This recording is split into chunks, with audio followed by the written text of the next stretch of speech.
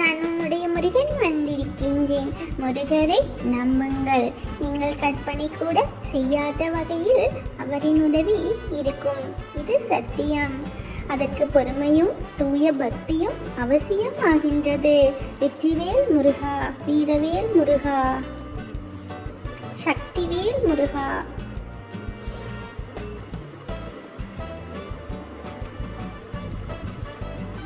உனக்கு கஷ்டம் வரும் பொழுதெல்லாம் இந்த தெய்வத்திடம் சொல்லு.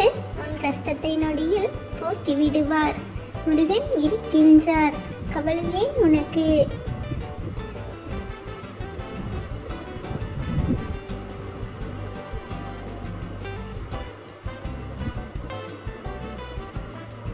இந்த முருகன் இருக்கும் பொழுது நீ எதற்காகவும் கவலைப்பட தேவையில்லை. கவலை, கஷ்டம், துன்பம், குழப்பம், பகைமை, பிணி, வறுமை இவை அனைத்தும் இன்று முதல் உன்னை விட்டு விலகி ஓடிவிடும் காலம் நெருங்கிவிட்டது. வெற்றிவேல் முருகனுக்கு அரோகரா. இன்று உன் இல்லத்திற்கு வருவேன். என்னை அழைப்பாயா? உனக்கான மங்கள வாக்கு ஒன்றை கூற உள்ளேன். மனதார ஒரு நொடி அலை. உன் மனக்கோவிலில் வந்து அமர்கின்றேன். சர்வ மங்களம் உண்டாகட்டும். வெற்றிவேல் முருகா.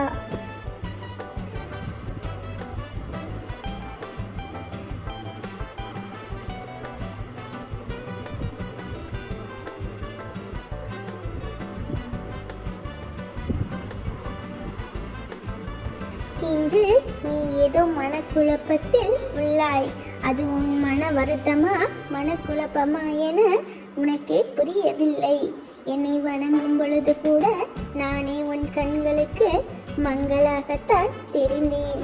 சரி, உனக்கு இந்த நிலையை ஏற்படுத்தியவருக்கு வேண்டுமானால் நான் உனக்கு காவலாக இருப்பது தெரியாமல் இருக்கலாம்.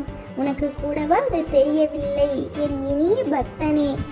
துன்பம் வந்தாலும் ஒரு நாள் முடியத்தான் போகின்றது என்ற உண்மையை உணர்ந்து கொள்.